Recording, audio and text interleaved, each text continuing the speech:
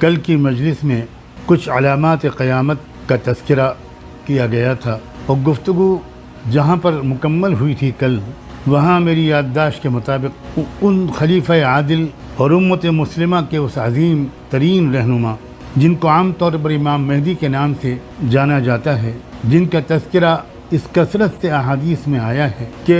انکار کرنا امام مہدی کی آمد کا یہ غیر عالمانہ، غیر تحقیقی رائے قرار پائی ہے امت کے سواد اعظم کے نزدیک۔ یہاں میں یہ بات کی وضاحت بھی کر دوں کہ جو کچھ میں نے خلاصہ پیش کیا ہے امام مہدی کی شخصیت کے تعارف کا احادیث و سنن کی روشنی میں، اس کی بنیاد پر امت مسلمہ کے سواد اعظم اہل سنت والجماعت کا کی جو رائے ہے پورے اذعان و یقین اور اطمینان و انشراح کے ساتھ، وہ یہ ہے کہ وہ اپنے وقت پر امت میں ایک عام انسانوں کی طرح اہل بیت کے ایک گھرانے میں پیدا ہوں گے، اور زیادہ روایات کے مطابق سیدنا حسن ابن علی رضی اللہ عنہ کی اولاد میں ہوں گے۔ بعض روایات میں یہ بھی آیا ہے کہ وہ سیدنا حسین ابن علی رضی اللہ عنہما کی اولاد میں تھے، اور کچھ حضرات نے ان دونوں قسم کی روایات میں جوڑ لگانے کی کوشش کرتے ہوئے یہ کہا ہے کہ ہو سکتا ہے کہ وہ اپنے والد ماجد کے واسطے سے سیدنا حسن کی اولاد میں سے ہوں اور اپنی والد ماجدہ کی واسطے سے سیدنا حسین ابن علی کی اولاد میں سے، ایسا ممکن ہے۔ بہرحال ہمارے لیے یہ تفاصیل بہت زیادہ اہم نہیں ہے، ہمارے لیے جاننا اہم ہے کہ وہ امت کے عام گھرانوں میں سے، اہل بیت میں سے ایک گھرانے میں پیدا ہوں گے، اور بالآخر ایک وقت ان کی زندگی میں ایسا آئے گا کہ خانہ کعبہ کا طواف کرتے ہوئے کچھ اہل نظر، اہل دل ان کو پہچان لیں گے، اور وہاں پھر لوگ ان سے بیعت کریں گے، اور وہ لوگوں کے اصرار سے مجبور ہو کر بیعت لینا شروع کریں گے، اور امت کی ایک نئی تنظیم نئی طرح سے منظم ہوگی امت اور متحد، اور بہت عرصے سے جو کسی ایک مرکزی قیادت کے ارد گرد جمع ہونے کی فوائد سے جو محروم ہے یہ امت، وہ محرومی ان کے ذریعے سے اب ختم ہوگی، اور اہل حق پوری دنیا سے کھنچ کر ان کا ساتھ دینے کے لیے آئیں گے، اور ہمارا تعلق جس خطے سے ہے، اس خطے کے بھی بہت سے خوش نصیب لوگ، ان کا بڑا کردار ہوگا ان کا ساتھ دینے میں، ان کی طاقت کو اور ان کے اقتدار کو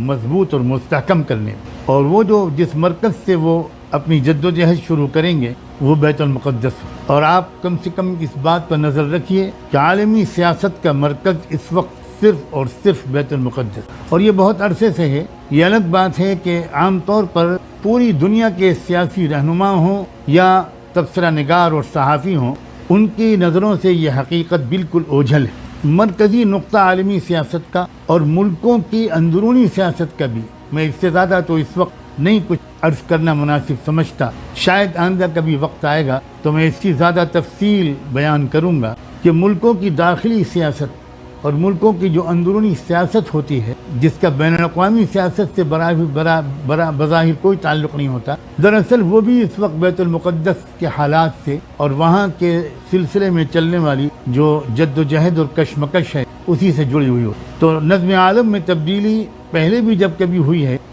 بیت المقدس کا اس میں ایک خاص کردار رہا ہے، اور اب بھی جب کبھی نظم عالم میں تبدیلی ہوگی تو بیت المقدس ہی سے وہ تبدیلی کا آغاز ہوگا۔ حضرت شاہ ولی اللہ رحمۃ اللہ علیہ نے اپنی مائے ناز کتاب حجت اللہ البالغہ میں، جو بلا شبہ صدیوں تک اس کتاب کا مقام یہ رہے گا کہ وہ اسلامی کتب خانے کی بہترین تصنیف قرار پا چکی ہے، اور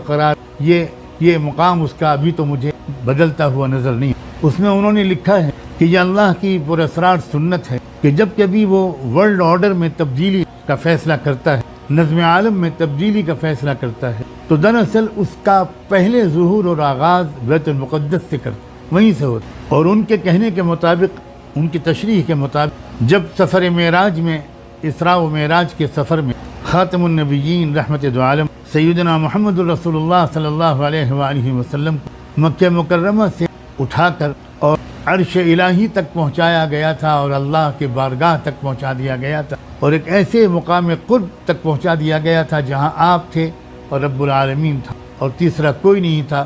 جہاں جبریل امین بھی جس حد تک نہ پہنچتے۔ تو اس سفر میں پہلے آپ کو بیت المقدس لے جایا گیا،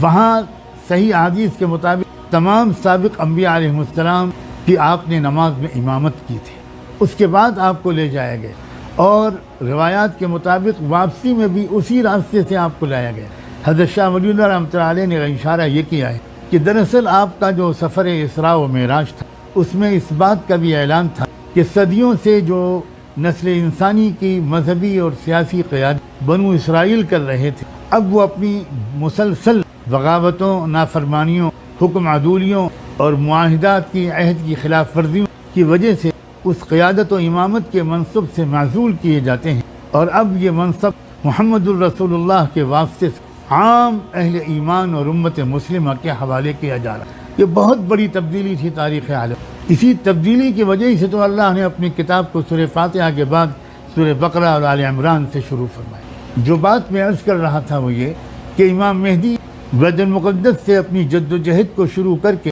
بہت وسیع دائرے تک اس کو پھیلائیں گے، اور اس کے نتیجے میں پورے عرض سے ظلم کا خاتمہ ہو اور انصاف پر مبنی ایک عالمی نظام انشاءاللہ قائم ہو۔ اسی جد و جہد میں ایک بہت بڑے کام کی تکمیل کے لیے معجزانہ اور خارق عادت طور اللہ تعالیٰ حضرت عیسیٰ ابن مریم علیہ السلام آسمانوں سے پھر سے دوبارہ زمین پر بھیجیں اور وہ دجال کا خاتمہ کریں، دجال کو قتل کریں، کہ اتنی کثرت سے صحیح احادیث میں عیسیٰ علیہ السلام کی آمد کا ذکر آیا کہ اس کا انکار کرنا دراصل ایک طرح سے عقیدے کا انکار ہے۔ اس میں اختلاف کی کوئی گنجائش ایمان پر رہتے ہوئے شاید بالکل نہیں۔ خود حدیث میں بھی اشارہ کیا گیا ہے، ایک حدیث میں، کہ اس کے بارے میں قرآن مجید میں بھی اشارہ ہے۔ قرآن مجید میں بھی ایک آیت میں اشارہ کیا گیا ہے وَإِن مِّنْ أَهْلِ الْكِتَابِ إِلَّا لَيُؤْمِنَنَّ بِهِ قَبْلَ مَوْتِهِ۔ تو گویا عیسیٰ علیہ السلام کے دنیا میں دوبارہ آنے کا تذکرہ خود احادیث میں موجود ہے۔ آپ سے گزارش ہے کہ آپ چینل کو سبسکرائب کریں تاکہ اس سیریز کے آگے کی ویڈیو آپ مس نہ کریں۔ اس ویڈیو کو لائک کریں اور شیئر کرنا نہ بھولیں۔